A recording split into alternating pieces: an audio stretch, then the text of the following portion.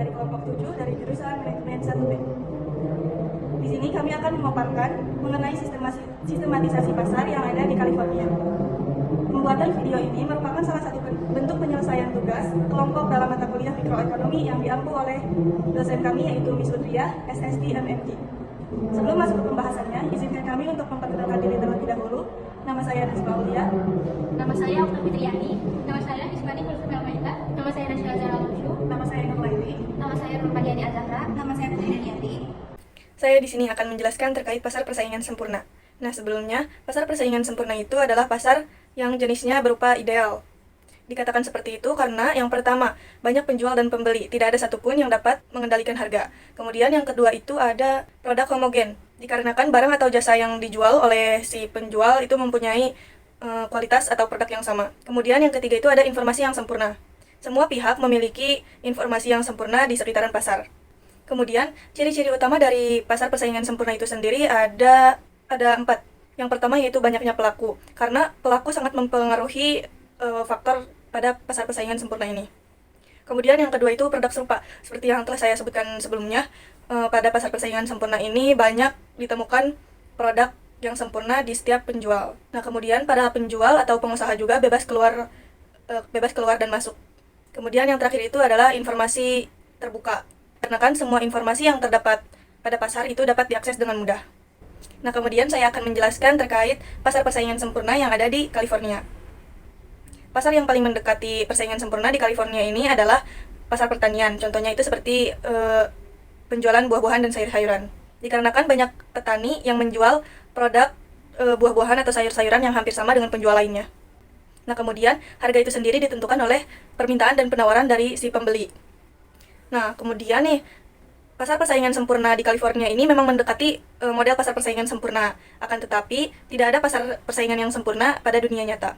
Dikarenakan selalu ada faktor-faktor lain yang akan mempengaruhi kinerja pasar, seperti contohnya yaitu kualitas produk yang sedikit berbeda dari biasanya, yang sepenuhnya tidak simetris atau tidak selalu sama. Nah, pasar persaingan sempurna ini juga merupakan pasar yang ideal, seperti yang sudah saya jelaskan sebelumnya. Pasar persaingan sempurna ini jarang ditemukan, namun memahami konsep pasar persaingan sempurna ini sangat penting tentunya, terutama bagi para perusahaan produksi. Termasuk penting untuk pasar pertanian yang berada di California. Nah, kemudian apa saja yang menjadi manfaat dari pasar persaingan itu sendiri? Nah, yang pertama manfaat dari pasar persaingan sempurna ini adalah efektivitas, kemudian efisiensi harga yang terjangkau, dan inovasi. Kemudian, tantangan dalam pasar persaingan sempurna ini adalah diferensiasi produk, hambatan masuk pasar, dan ketidaksempurnaan informasi. Nah, meskipun pasar persaingan sempurna ini memiliki informasi yang terbuka luas, pasar persaingan sempurna tersebut juga dapat mempunyai kekurangan. Nah, contohnya itu seperti ketidaksempurnaan informasi. Nah, kemudian ada contoh lain pada persaingan pasar sempurna yang mendekati pasar di California, yaitu industri makanan dengan banyak tentunya produsen yang masih dapat dibilang kecil. Kemudian di sini saya akan menjelaskan juga terkait kurva persaingan pasar sempurna. Seperti yang tertera pada gambar, marginal cost, kurva biaya marginal, menunjukkan tambahan biaya yang dikeluarkan untuk membuat suatu unit tertentu atau mengeluarkan suatu unit tertentu. Bentuk kurva marginal cost yang berbentuk U adalah karena hukum hasil yang semakin menurun. Nah, kemudian pada awalnya, ketika produksi ditingkatkan, biaya marginal akan cenderung menurun, dikarenakan adanya efisiensi produk.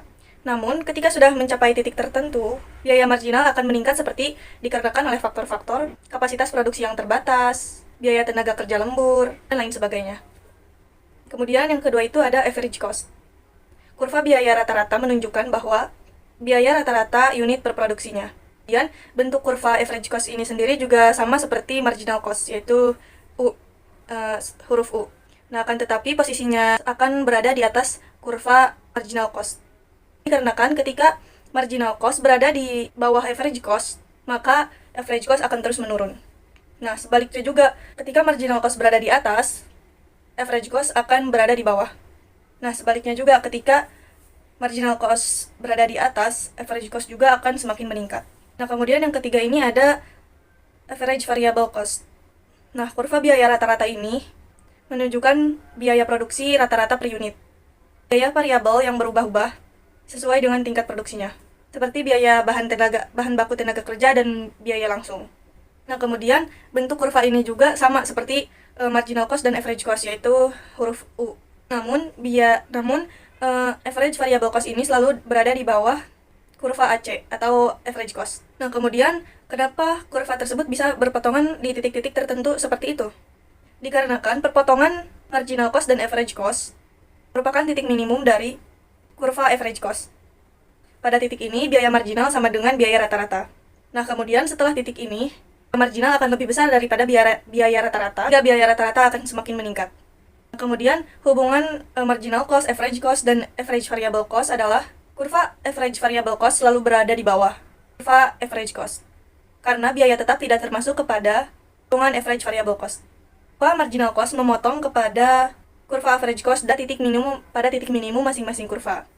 Nah, kemudian juga bentuk-bentuk kurva ini memiliki implikasi yang sangat penting, terutama bagi perusahaan-perusahaan yang bekerja di bidang.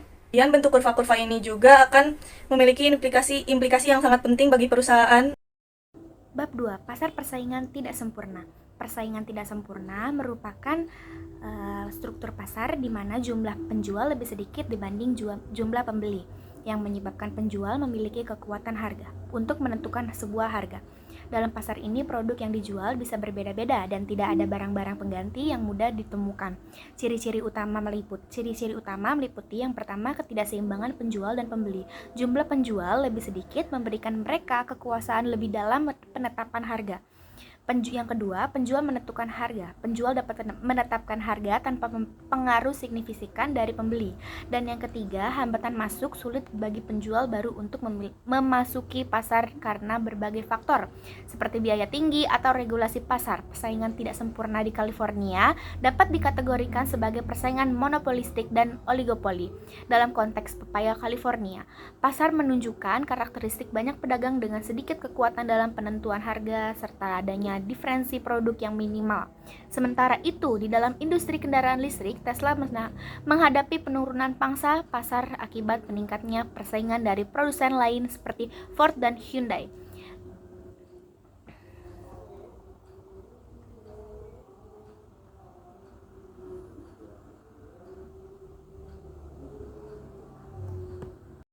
Assalamualaikum warahmatullahi wabarakatuh. Perkenalkan, nama saya Nurmadiani Ajahra.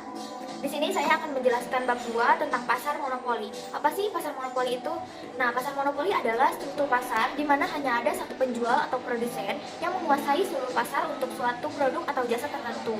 Dalam kondisi ini, penjual memiliki kontrol penuh atas harga dan pasokan, sehingga konsumen tidak memiliki pilihan lain selain membeli dari penjual tersebut. Selanjutnya ada ciri-ciri utama pasar monopoli. Yang pertama ada produsen tunggal, yang hanya ada satu penjual yang menguasai pasar. Yang kedua, tidak ada produk substitusi. Produk yang ditawarkan tidak memiliki pengganti yang dekat. Yang ketiga, ada kontrol penuh atas harga. Penjual dapat menetapkan harga sesuai keinginan. Yang keempat, ada hambatan masuk yang tinggi. Sulit bagi perusahaan baru untuk masuk ke pasar karena berbagai faktor, seperti biaya tinggi dan regulasi. Di California, salah satu contoh pasar monopoli adalah industri listrik, khususnya yang dikelola oleh perusahaan seperti Pacific Gas dan Electric dan Southern California Edison. Kedua, perusahaan ini mendominasi penyediaan listrik dan memiliki kekuatan untuk menetapkan harga karena tidak adanya pesaing langsung yang signifikan. Hambatan masuk yang tinggi seperti regulasi dan membutuhkan investasi besar membuat sulit bagi perusahaan baru untuk memasuki pasar ini. Baik, di sini saya akan menjelaskan pengertian dari pasar persaingan monopolistik. Nah, pasar persaingan monopolistik merupakan salah satu jenis dari pasar persaingan tidak sempurna. Pasar persaingan monopolistik merupakan struktur di mana banyaknya penjual dan pembeli yang menawarkan produk yang serupa, tapi ada perbedaan dari segi kualitas, bentuk, dan ukurannya. Dengan perbedaan ini akan menciptakan perbedaan yang sesungguhnya dari produk yang ingin kita beli. Adapun ciri-ciri yang terdapat di pasar monopolistik. Yang pertama, di pasar ini terdapat banyak perusahaan sehingga pada pembagian pasar atau market share menjadi relatif kecil. Yang kedua, adanya diferensiasi.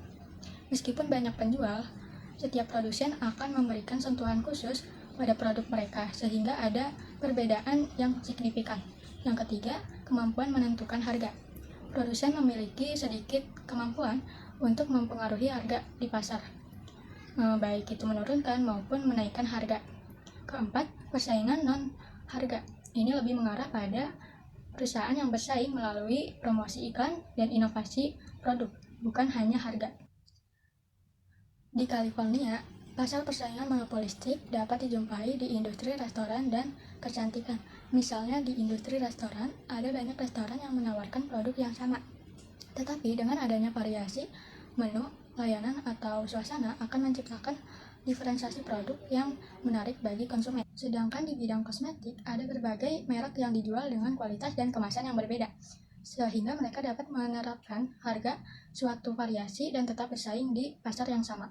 Pembahasan selanjutnya adalah perhitungan dan kurva yang terjadi pada pasar persaingan monopolistik, yang digolongkan menjadi dua, yaitu jangka pendek dan jangka panjang. Pada jangka pendek, kurva tersebut sedikit miring dari kiri atas ke kanan bawah. Ini berarti bahwa elastisitas permintaannya lebih kecil dari elastisitas permintaan perusahaan persaingan sempurna, tetapi lebih besar dari elastisitas permintaan perusahaan monopoli. Kedua, jangka panjang. Gambar di atas menunjukkan bahwa PE adalah sama dengan biaya total rata. Yang ketiga ada pasar persaingan oligopoli. Pasar oligopoli adalah struktur pasar di mana hanya ada beberapa perusahaan besar yang mendominasi industri, sehingga menciptakan persaingan terbatas.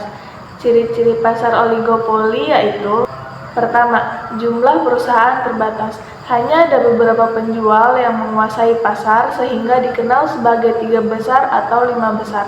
Yang kedua, produk homogen. Produk yang ditawarkan bisa serupa atau memiliki perbedaan tertentu, mempengaruhi cara perusahaan bersaing. Yang ketiga, saling ketergantungan. Keputusan harga oleh satu perusahaan dapat mempengaruhi perusahaan lain, menciptakan dinamika persaingan yang kompleks. Yang keempat, hambatan masuk tinggi. Sulit bagi perusahaan baru untuk masuk ke pasar karena biaya tinggi dan persaingan yang ketat. Pasar oligopoli di California dapat dilihat dalam industri telekomunikasi dan industri penerbangan. Industri telekomunikasi, terdapat beberapa perusahaan besar seperti AT&T, Verizon, and T-Mobile yang mendominasi pasar.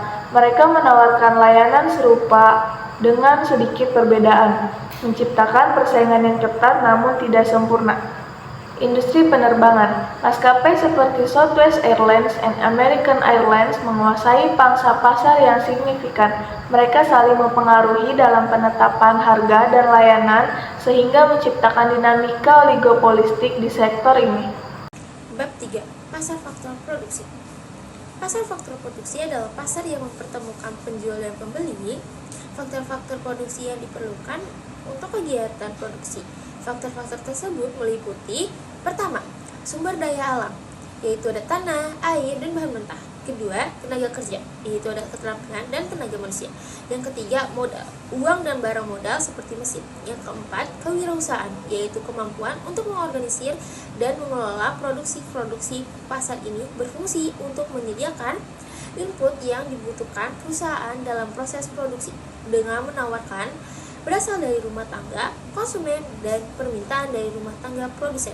2. Dari kita lihat bahwa kurva penawaran tenaga kerja selalu bertambah sesuai dengan laju pertumbuhan penduduk, sehingga kurva penawaran bergeser ke kanan menjadi S1 seiring dengan ditemukannya teknologi baru. Pada kurva permintaan tenaga kerja pertambahan penawarannya lebih besar dari permintaan, sehingga upah atau wage yang diberikan mengalami penurunan dari W ke W1. Ada beberapa teori upah tenaga kerja, yaitu pertama teori upah normal, teori upah besi, teori dana upah, dan teori upah etika. Baik, saya akan membacakan bab 4, contoh struktur pasar yang ada di beberapa negara.